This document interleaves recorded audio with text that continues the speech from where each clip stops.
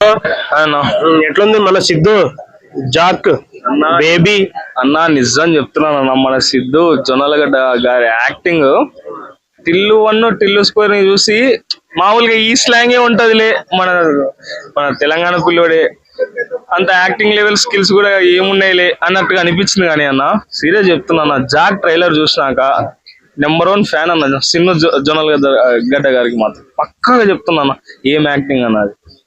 ముస్లింలో అదేది మన ముస్లిం గెటప్ వేసినప్పుడు మాటలు ఏమైనా నవ్వించడం కూడా అన్న, ఒక యాక్టర్ కి ఏం కావాలో ఎంత వరకు టాలెంట్ కావాలో అన్ని ఉన్నాయన్న మన సిద్ధు జొన్నలగడ్డ గారిలో. ఆరెంజ్ ఫిలిం లో ఆయన చూసినప్పుడు ఎట్లున్నాడు, ఇప్పుడు చూస్తే ఎట్లున్నాడు, ఏం లేదన్న అసలు భారీ మైండ్. నిజం చెప్తున్నా, మైండ్ పిచ్చి పీక్స్ కి పోయింది అసలు. ఏంది మన సిద్ధు గారైనా ఇట్లా చేసింది అన్నట్టుగా పోయింది అన్న సినిమా. సో ఆ కిస్ హబ్బా కిస్ ప్లేస్ అనేది ఏదైతే ఉందో అది ఎట్లా ఉంది మీకు?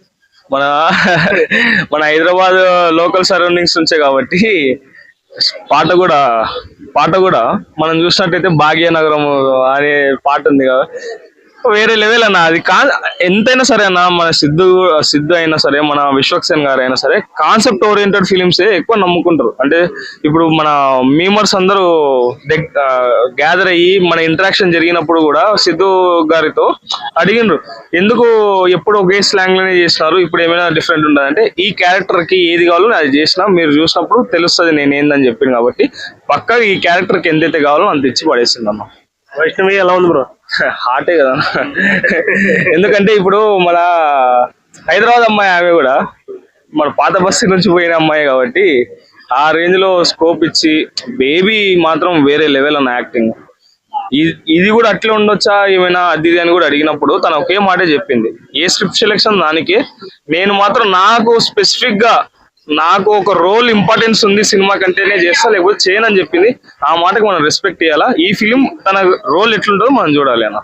ఖచ్చితంగా చెప్తున్నాం కదా, మంచి ఫ్యూచర్ ఉండే అంటే మన తెలుగు యాక్ట్రెస్ అవుతుంది అన్న వైష్ణవి చైతన్య. సో ట్రైలర్ లో చూస్తే సెకండ్ హాఫ్ లో ఒక ఏదో ఆపరేషన్ స్ట్రింగ్ ఒక దానిగా అనిపించింది.